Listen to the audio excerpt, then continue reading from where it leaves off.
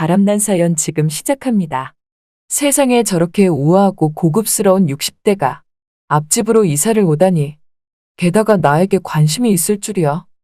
예전에는 이웃사촌이라고 해서 먼 친척보다 가까웠던 이웃과 더 친했던 시기가 있었지만 요즘은 층간소음 하나만으로도 이웃 간에 크게 싸움이 벌어지는 시대에 살다 보니 이웃사촌이라는 말은 이제는 옛말과 같다는 생각이 들었다. 그래서 그런가 결혼 30년 차 부부인 아내와 내가 이 아파트에 이사 온 지도 어느덧 2년이 넘어가고 있는데 바로 우리 집 앞집인 702호에 누가 사는지 조차 아직도 알 수가 없었다. 한 번쯤은 오다 가다 마주칠 법도 한데 이상하게 702호엔 사람이 안 사는 건지 좀처럼 마주치질 못하니까 말이다.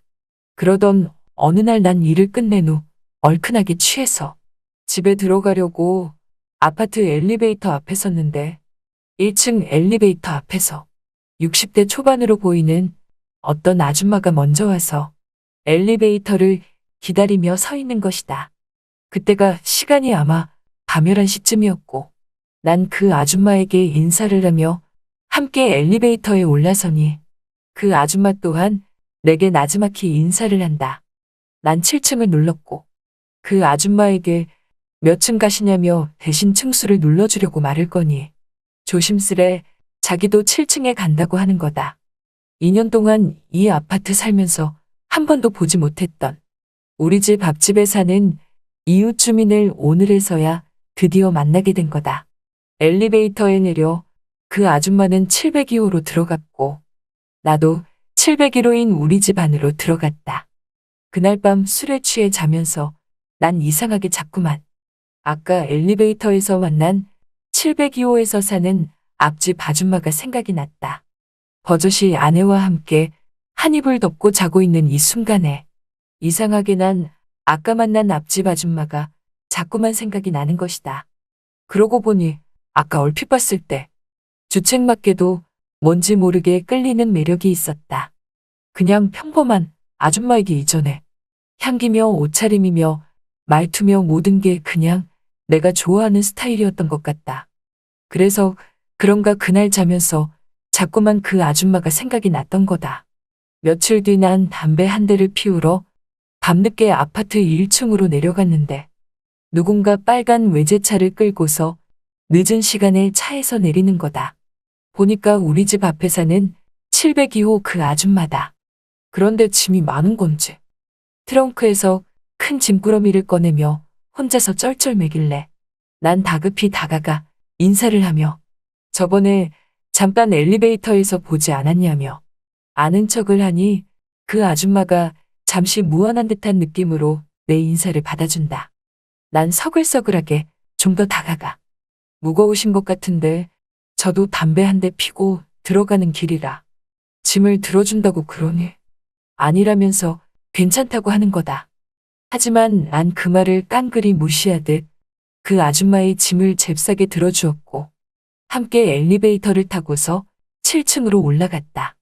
아줌마가 자기네 집 현관문을 열고서 문을 열으니 드디어 702호 그 아줌마가 어떻게 사는지 집안이 훤히 들여다 보였다. 집안에서도 그 아줌마 향기가 집안 가득히 느껴지는 것 같다.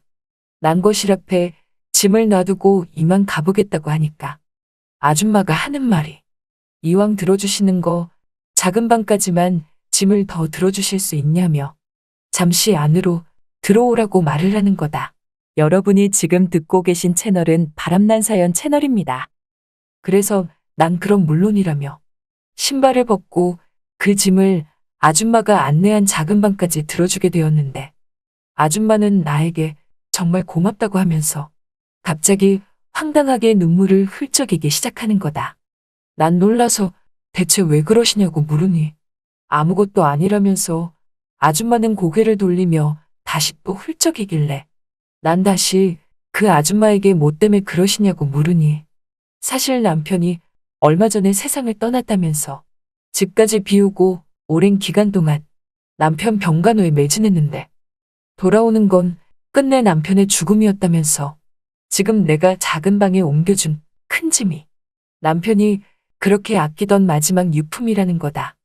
그 유품을 마지막 남편이 있던 곳에 보관해 두었다가 지금 막 차에다 싣고 집으로 다시 가져오는 길이라고 하는데 난 그 말을 들으니 왠지 모르게 숙연해지기 시작했다.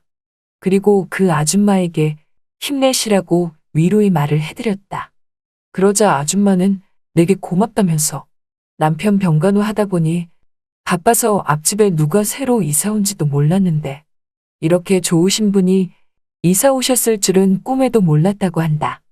그 뒤 난 시간도 늦고 해서 일단 그 아줌마네 집에서 나왔다. 다시 집으로 돌아오니 아내는 내게 안 자냐며 오늘따라 당신 얼굴이 어둡다고 하는 거다. 무슨 고민에 잠긴 것 같다고 말한다. 그래서 난 아무것도 아니라고 아내에게 둘러댔지만 자꾸만 그 아줌마 생각이 났다. 뭔지 모르게 보호 본능을 자극하는 것은 물론 자꾸만 그 아줌마가 보고 싶어졌고 오지랖 넓게 내가 죽은 그 아줌마 남편 대신 그 아줌마를 조금이나마 챙겨주고 싶은 마음이 커졌다.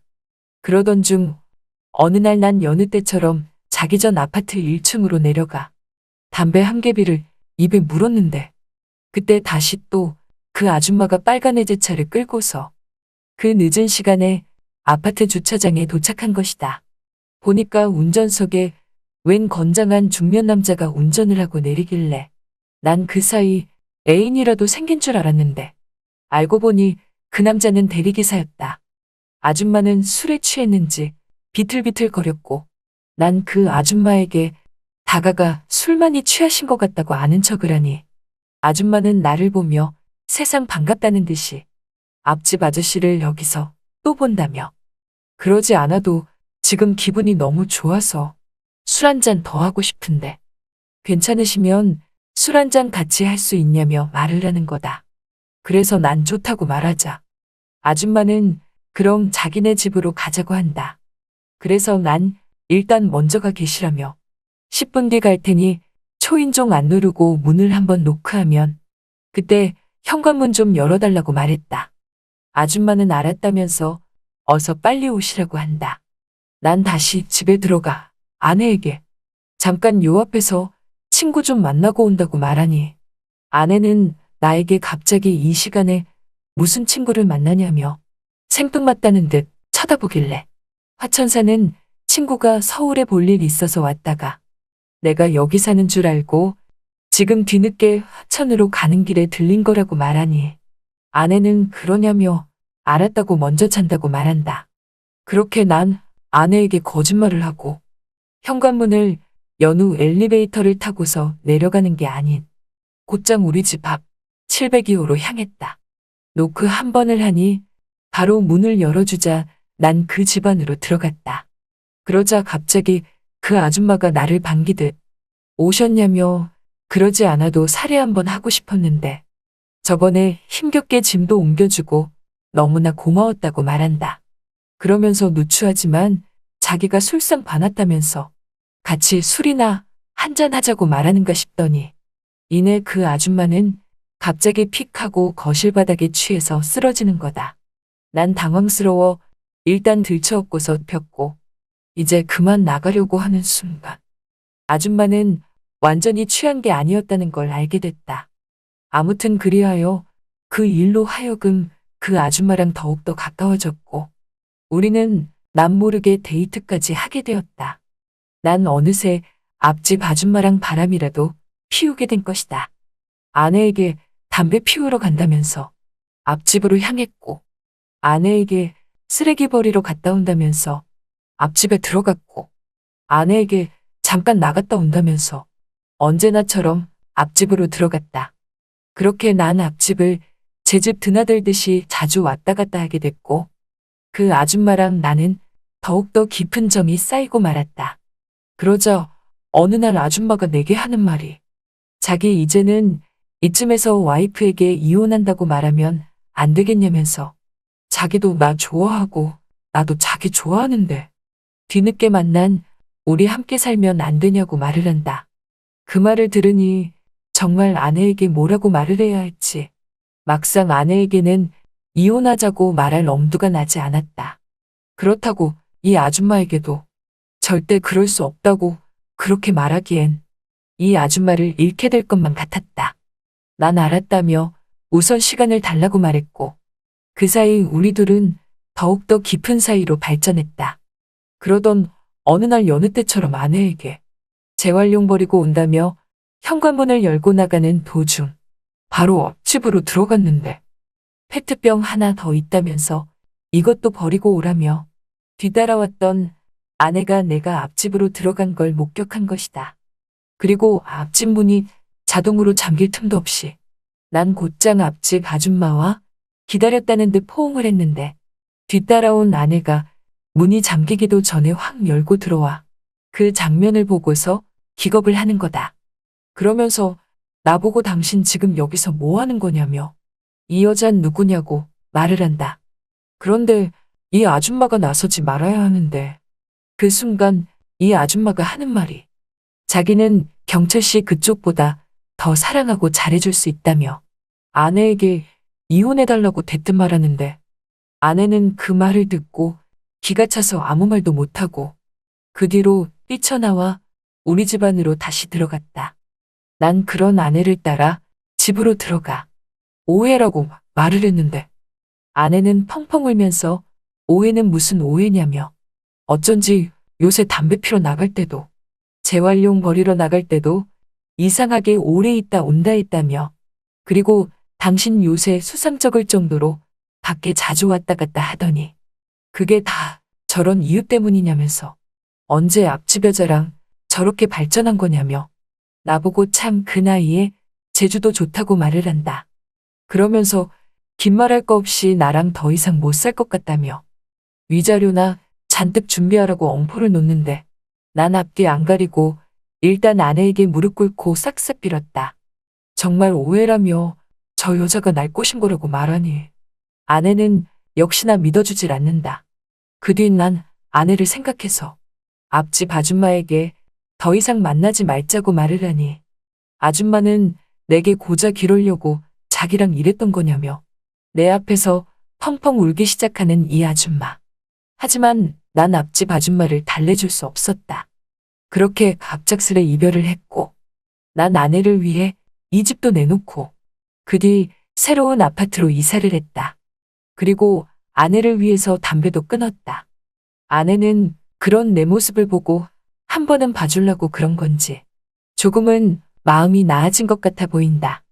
이렇듯 요새는 이혼하자고 말을 안 하지만 그래도 우리 부부는 아직 찬바람이 쌩쌩 불고 있다.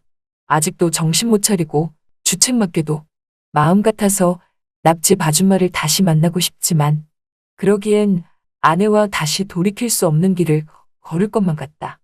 앞집 아줌마도 부디 나보다 더 좋은 남자를 만나 새 출발을 했으면 좋겠다. 어쩌면 이쯤에서 그 아줌마와 끝낸 게 오히려 잘된 일일 수 있다고 생각한다.